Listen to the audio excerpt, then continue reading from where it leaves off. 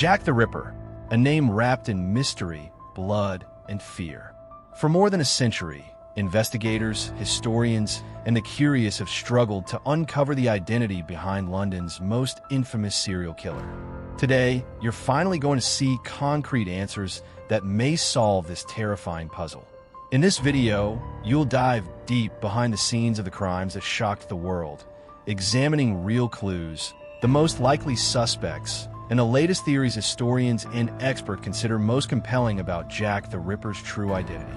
So get ready, because in the next few minutes you'll witness a detailed reconstruction of the investigation, surprising revelations, and finally, you'll be able to say, I know who Jack the Ripper was. Stay with me until the end, because you won't want to miss the conclusion of this historical mystery. London, 1888. A time marked by brutal contrast between exuberant wealth and devastating poverty. Victorian London was a city of dramatic duality, where elegant mansions and luxurious neighborhoods existed just steps away from impoverished areas characterized by crime, prostitution, and extreme misery. Among these neglected areas was Whitechapel, located in London's East End, which housed thousands of marginalized people, many immigrants, and women who, lacking other options, resorted to prostitution to survive. It was in this grim setting that, between August and November of that fateful year, England witnessed the emergence of one of the most infamous and mysterious serial killers in history, Jack the Ripper.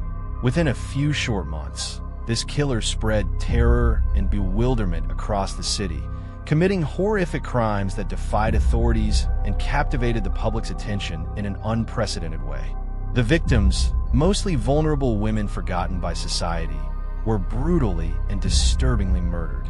Officially, 5 murders are attributed to Jack, known as the Canonical Five: Mary Ann Nichols, Annie Chapman, Elizabeth Stride, Catherine Eddowes, and Mary Jane Kelly.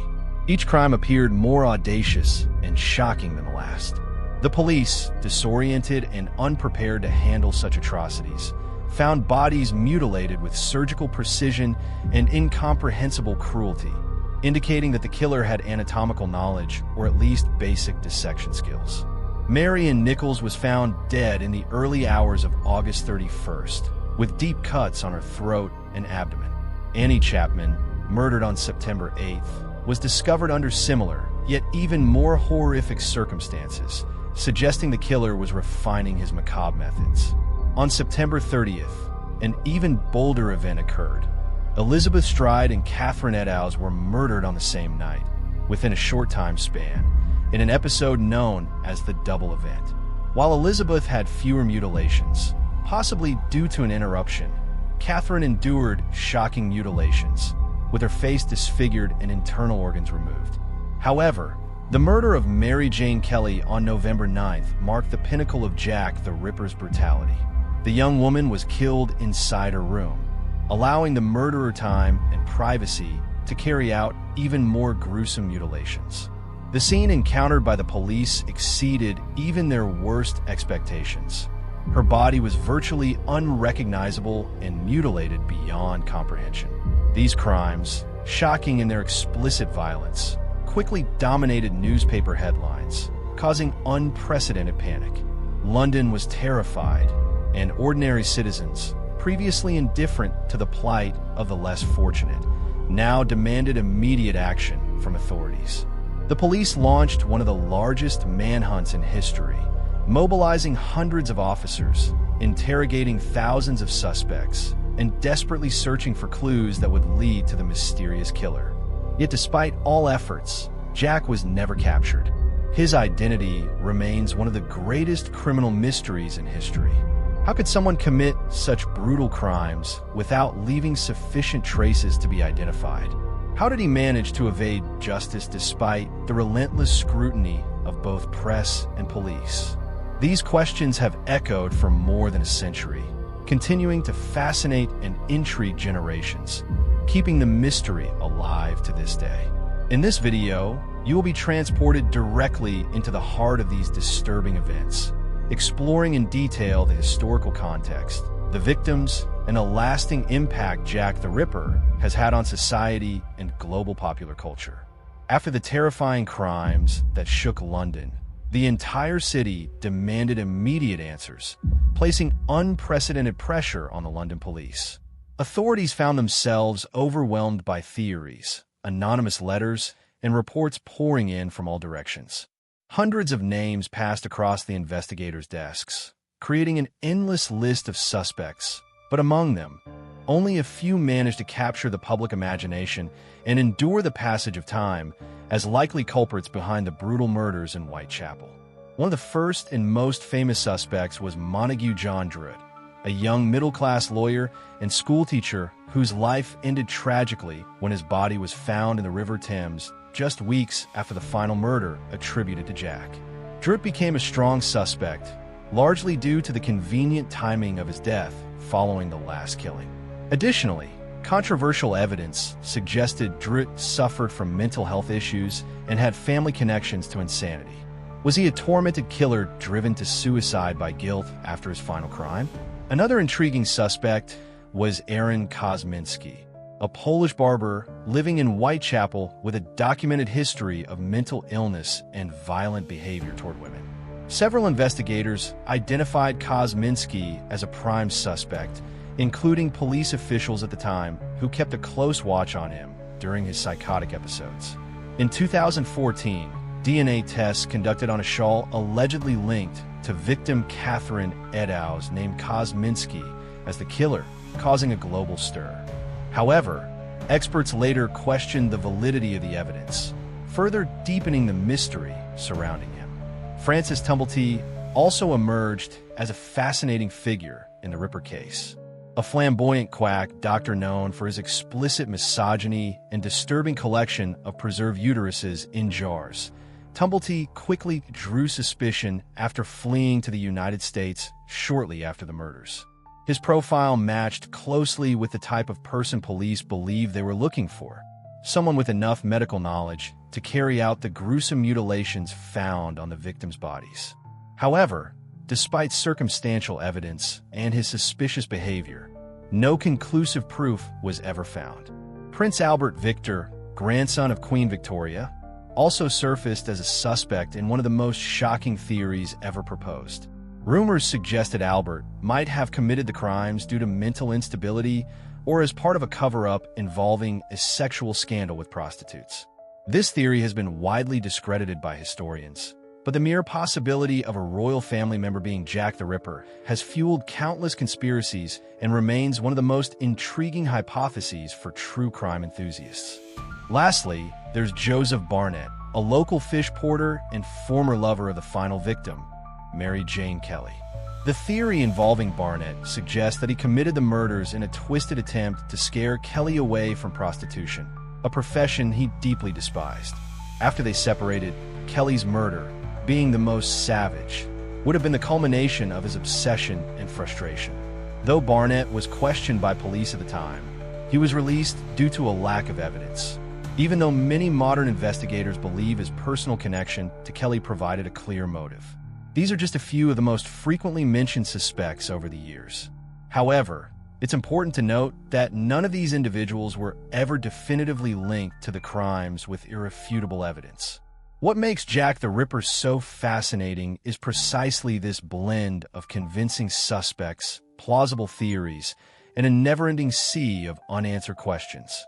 In the next part of this video, we'll delve even deeper into the hard evidence and recent discoveries in the hope of finally revealing the true face behind the infamous Jack the Ripper. As time passed and fear gave way to fascination, investigators, both professional and amateur, repeatedly returned to the scene of Jack the Ripper's crimes in search of answers. But to even begin to understand who could have committed such atrocities, we must dive into the concrete evidence left behind. And while the forensic technology of the time was extremely limited, some traces have survived the passage of time and become central pieces in modern attempts to solve the case. One of the most analyzed pieces of evidence over the decades has been the nature of the mutilations. The cuts inflicted on the victims, especially to the abdomen and internal organs, raise suspicions that the killer had anatomical knowledge, perhaps a doctor, a butcher, or even a medical student. The precision with which some organs were removed indicated familiarity with rudimentary surgical procedures.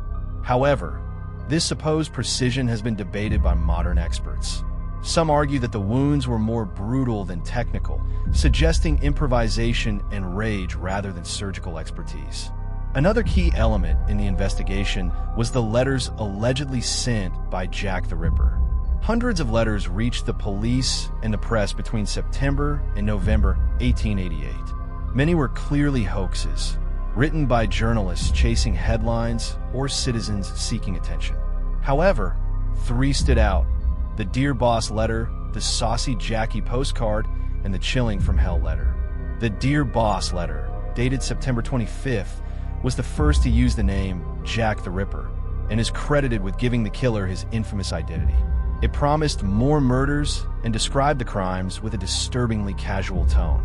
A few days later, the Saucy Jackie postcard referenced the night of the double murder on September 30th, a detail that increased its credibility. But it was the From Hell letter that most haunted investigators, sent with a box containing part of a human kidney. The letter had different handwriting and a cruder writing style.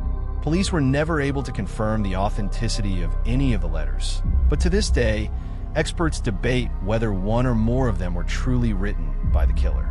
A major turning point in modern investigations came with the rise of forensic DNA technology.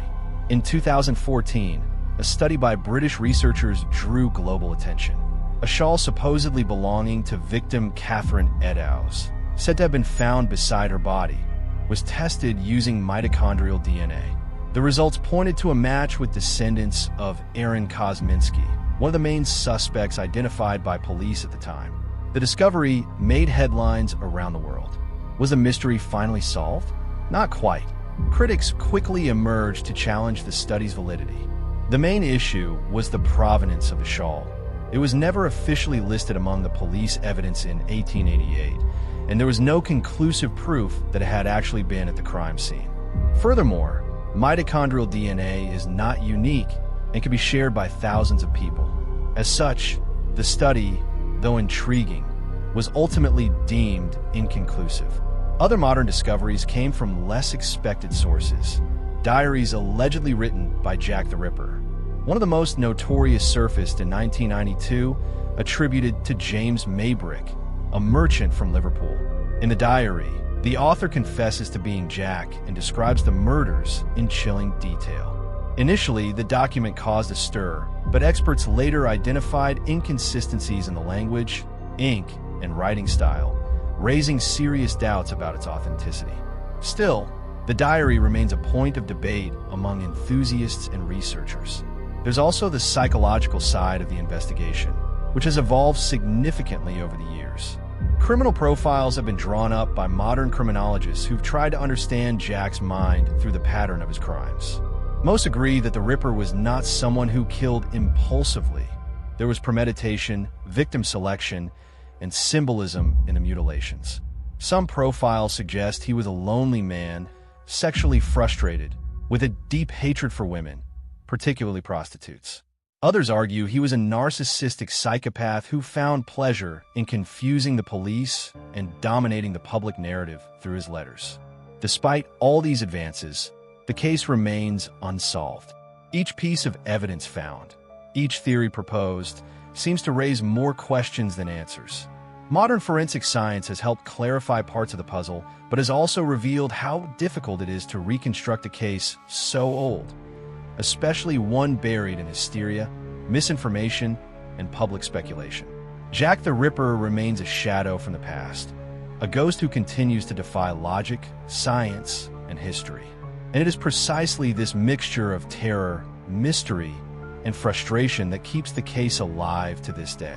In the next section, we'll explore the most widely accepted theory among researchers and experts, the one that, based on evidence and historical context, comes closest to finally revealing who Jack the Ripper truly was. Despite over a century of speculation, outlandish theories, and parallel investigations, one question continues to echo through the dark alleys of Whitechapel. Who was Jack the Ripper? And more importantly, is there a truly convincing theory, one that brings together historical evidence, psychological profiling, and social context, to the point where we can believe, yes, we finally know the killer's identity? According to many modern scholars, the answer is yes. Among the countless theories that have emerged over the years, one stands out not for its drama, but for its consistency. The theory that identifies Aaron Kosminski as the real Jack the Ripper. While he was considered a suspect early on in the investigation, it was only with advances in criminology, the analysis of historical documents, and modern forensic testing that this hypothesis gained strength and became widely regarded as the most plausible among experts worldwide. Aaron Kosminski was a Polish immigrant living in Whitechapel at the very heart of the crime scenes. He had a known history of mental illness, including auditory hallucinations, paranoia, and aggressive behavior, particularly toward women. He was also known to harbor a deep hatred of prostitutes, which directly connects him to the profile of Jack's victims. In addition, police records from the time show that he was placed under surveillance and was eventually institutionalized after exhibiting violent behavior. But what truly gave weight to the Kosminski theory was the combination of recovered police documents and the famous mitochondrial DNA test conducted in 2014, as mentioned earlier. Although the technical validity of the study has been questioned, the fact that Kosminski's name appears both in original police records and in modern scientific analyses is, for many, a coincidence too significant to ignore. An even more striking detail is found in a memorandum by Chief Inspector Donald Swanson, one of the lead investigators at the time. In this document, kept hidden for decades and only discovered in the 20th century, Swanson claims that the main suspect, identified as Kosminski, had been recognized by an eyewitness as the killer. However, the witness refused to testify formally in court, possibly out of fear or ethical concerns. This, according to Swanson, was enough to keep the case open, even though the police were internally convinced of the killer's identity. Another factor that strengthens this theory is Kosminski's psychological profile, which closely matches the expected traits of an impulsive yet methodical serial killer with a deep need for control.